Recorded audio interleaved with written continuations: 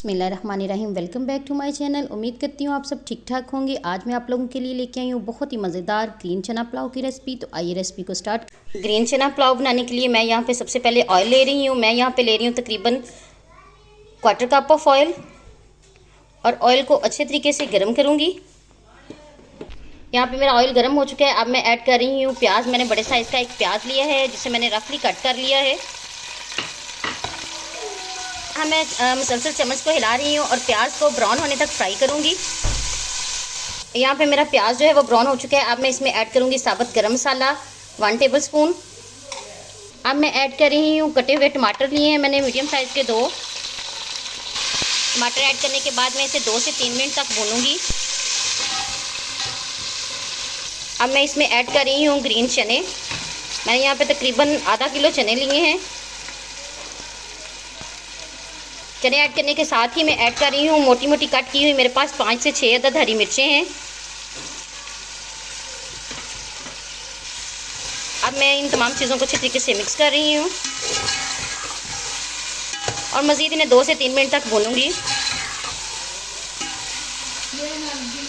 अब मैं ऐड कर रही हूँ नमक हस्बे ज़रूरत। इसके साथ ही मैं इसमें ऐड करूँगी कुटी हुई लाल मिर्च तकरीबन 1 टीस्पून। इसके साथ इसमें जाएगा हल्दी पाउडर तकरीबन ½ टीस्पून।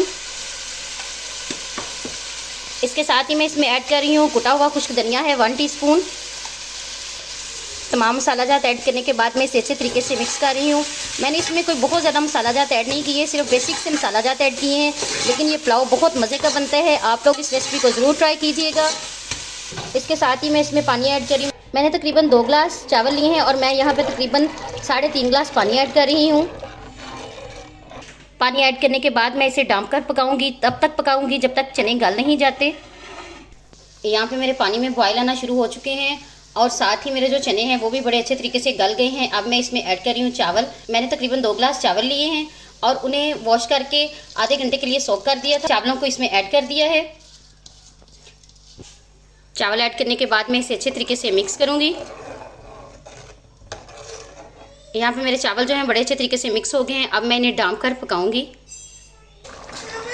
ये देखें जी, यहाँ पे मेरे जो चावल हैं दम पे आ चुके हैं। बहुत मज़े की खुशबुएं आ रही हैं और दम पे मैं ऐड करूँगी, मेरे पास है बारीक कट किया हुआ अदरक।